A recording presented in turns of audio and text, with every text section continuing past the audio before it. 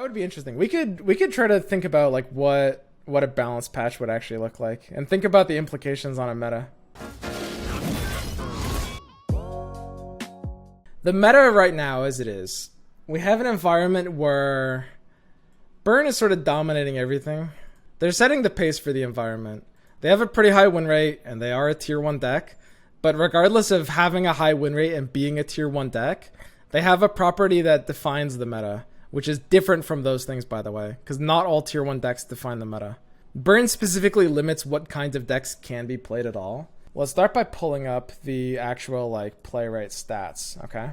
So you'll see here, these are just regions. There are fewer Burn players than this number would indicate because, of course, Burn has faster matches. That doesn't really matter because there's still a lot of matches that will be Burn on one side. So when you're deck building, this number is, for all intents and purposes, exactly what it needs to be, right? We're going to assume that this microcosm of the deck tracker represents, you know, what ladder is as a whole. And I think that's pretty fair to assume. And yeah, the Masters meta is going to be a little bit different, and that's fine. Overall, it doesn't end up changing like a terribly high amount. Like, so you have 123 Burn, 123 Burn, then you've got 75 Karina, Ionia PZ at 69, and you've got Demacia Ionia at 68. And then from then on, you can get into some weird stuff. We can amalgamate like Shadow Isles to kind of be like the general play rate stuff. Like They Who Endure and Deep are actually like very similar as decks. So if we add those together, we get what, 113? SI plus X. Because the thing about Shadow Isles is it like every Shadow Isles deck kind of does the same thing.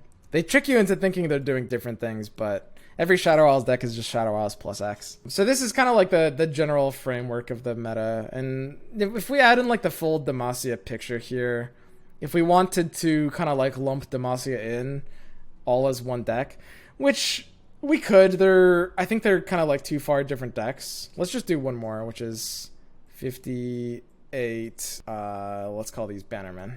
So when you add it all together, you end up with like, and these are the popular decks, and there's other decks lower down, but these are kind of like the top 8 that we're adding together. So if you were to add it together on a calculator, you'd be able to kind of like divide the ladder up into, you know, how much of each deck is played, right? So everything is over 506, which means that if you're just looking for like ladder equity, you would just take everything and divide it by 506. And we see Burn has, in this case, a 24% play rate. This is going to have a 22% play rate, 11% play rate, 12 or 13, and 75 should be like 14. Yeah, it's like there's like some kind of rounding issues. It's not totaling 100 right now, right? But it's pretty close. It's pretty close. I think this is 97, so there's like 3% missing. And let's just say like, you know, 3% other stuff. Of course, you know, this 3% is caused by like rounding errors, but it doesn't really matter. If Burn is 24% of the ladder, if you build a deck that can't beat Burn, your deck can't work. Period. Let's give this the benefit of the doubt. Let's say you're playing on a good day, or you're at an area of ladder where Burn is only 20% of ladder instead of 24%, okay? Benefit of the doubt. Or let's say these stats are misrepresentative, which they might be. So you're seeing 20% Burn. You're building a deck that can't beat Burn, but obviously they always have the option of breaking out. So let's say your deck has a 15% win rate against Burn. But reasonably speaking, you're not really beating Burn, right? If your deck has a 15% win rate against Burn. So you play for 100 games, and 20 out of those 100 games, you're only going to have a 15% win rate, right? Which is pretty terrible. 3 wins overall. So you play 100 games, 20 of those games are against Burn. And then of those 20 games, you're winning should be about 3 with 15%. So then you've got this like missing 17 games where you're losing. That's the important thing to understand about this meta environment, which is any deck that exists in this area donks 17% net win rate. Net win rate is, what as a metric, ridiculously valuable. Net win rate is literally like 2% net win rate is a big deal. If you make a card swap and you swing 2% net win rate, that's huge off of like little decisions like that. Or like Yeah, any minor decisions, that's a big deal. Because the difference between a good deck and a bad deck is like 5% net win rate, right? Let's say burn is a little bit weaker than we think. Let's say this is 15% play rate or share of ladder that burn has. And let's say that your deck, even though you can't really beat burn, let's say you still have a 25% win rate against it. So we're kind of being more generous on both of these numbers here.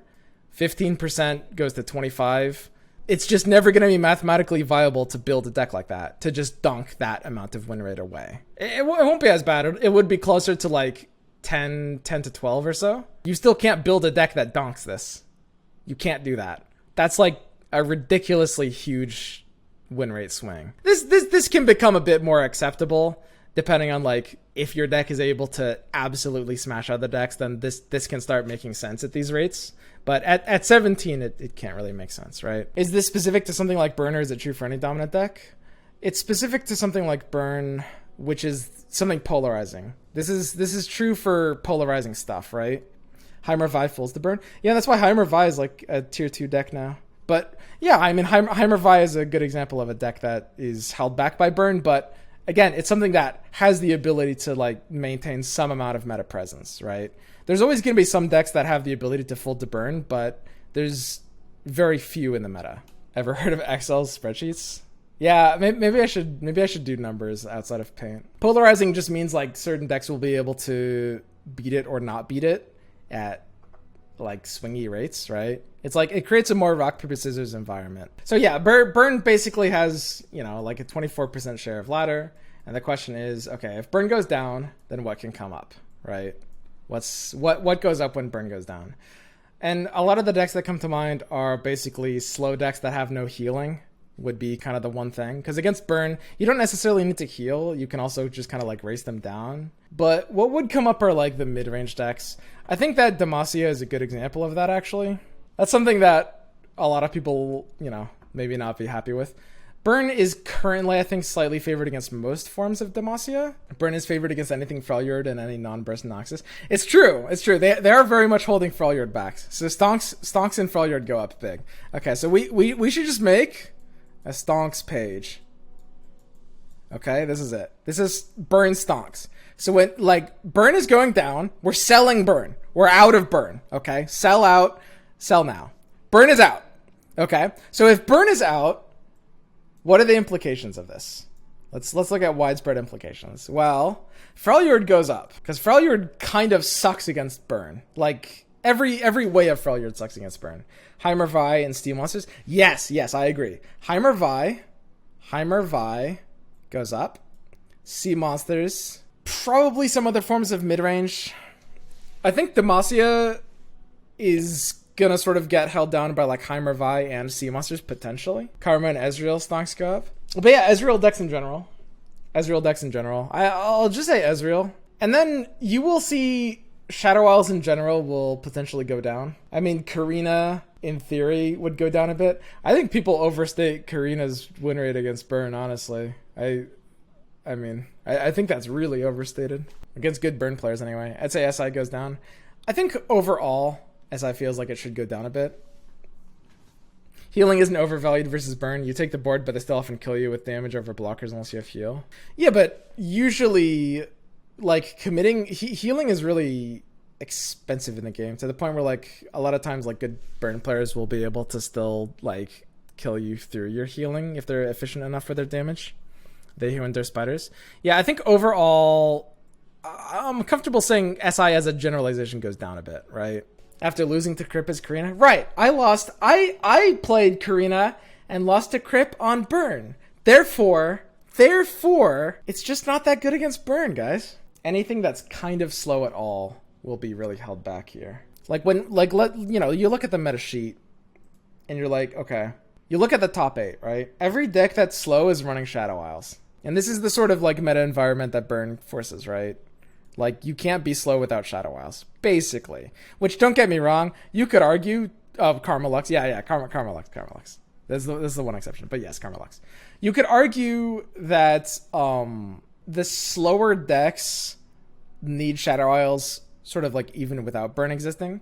But like Heimer Vi is a decent example of that. Like Heimer Vi and Karma Lux are going back up. I mean, honestly, Karma Lux should be something that goes up on the stonks, right? I mean, Karma in general should go up. TF? Yeah, Twisted Fate is a big one. Twisted Fate is a big one. Twisted Fate is kind of like, TF will go up big. And that's huge. Because there's a lot of like slow Bilgewater decks that feel like they should be working, but because you don't really have reliable access to healing, feels really bad. Fiora goes up. You'll notice there's a long list of things that are going up. And don't get me wrong, some of these arrows will go up more than others. And as the meta stabilizes, I'm not saying all of these will immediately jump a tier necessarily.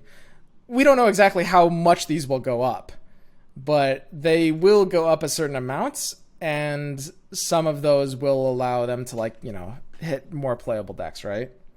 Ezreal Twisted Fate will be huge. Ezreal Twisted Fate could actually be big. Ezreal Twisted Fate could actually be really big. Look how nice the meta becomes if you just nuke burn. Yeah, don't get me wrong. There's still going to be like... It won't be perfect. And it's not as if all of these become viable.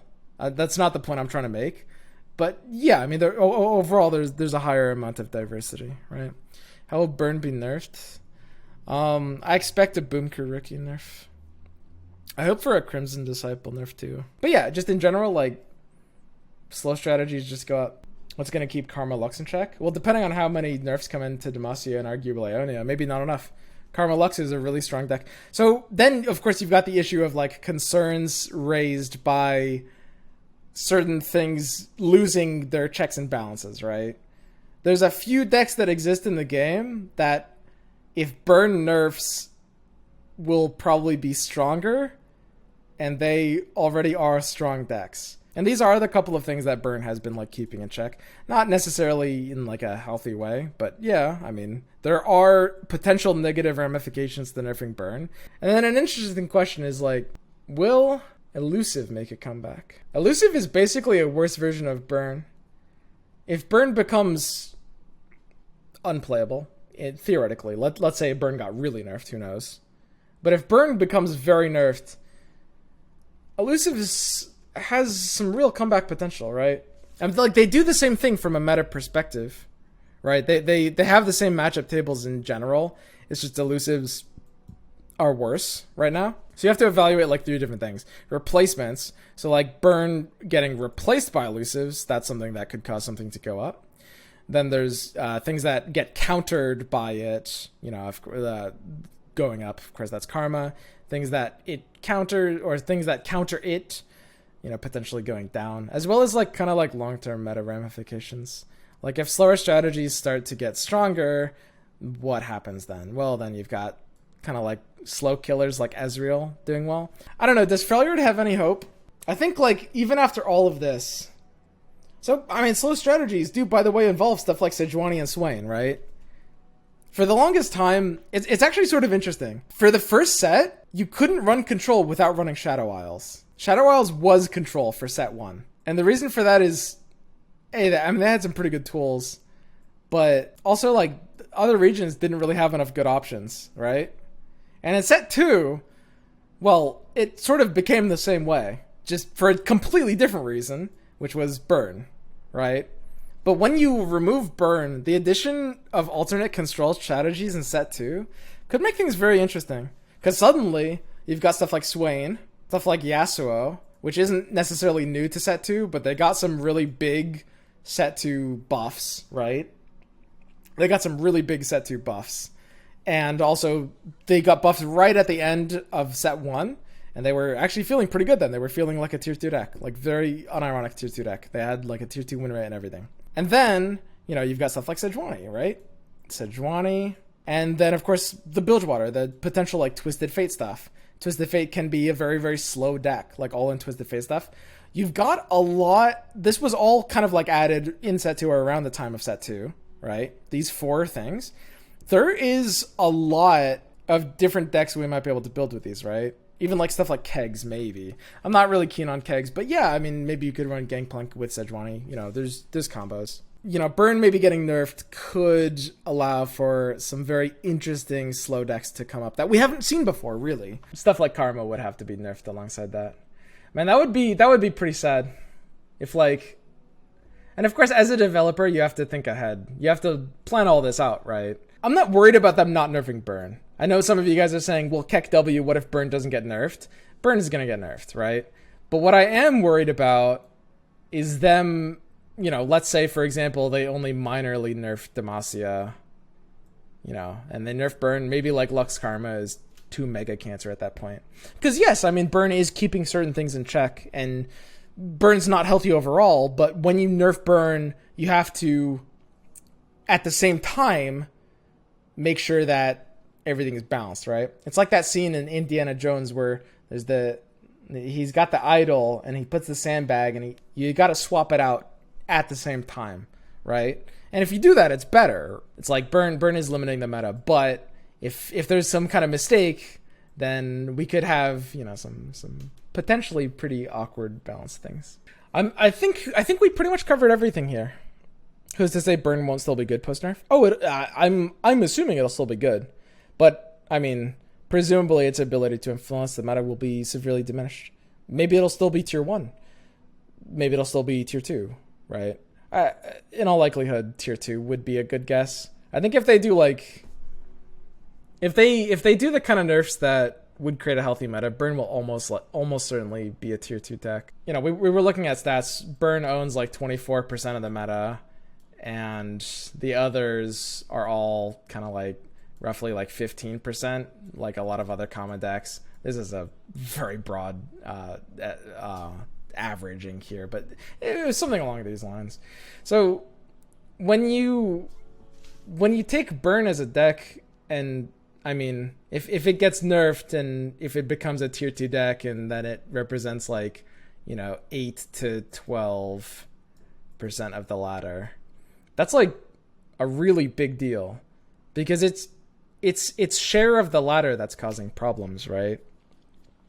Like aggro in Runeterra has always been something that's owned a small share of ladder, and it's been powerful, you know, usually high win rates, but owning less of ladder. And that's important, because the thing is, win rate doesn't really matter. It matters how much of ladder you own, right? And I know that sounds weird, because it might sound like those two are one and the same, and they would be in a perfectly logical system, but ladders aren't perfectly logical systems. It'll be interesting. I do hope we see some like Swain and Sejuani stuff, because I think those are very interesting playstyles.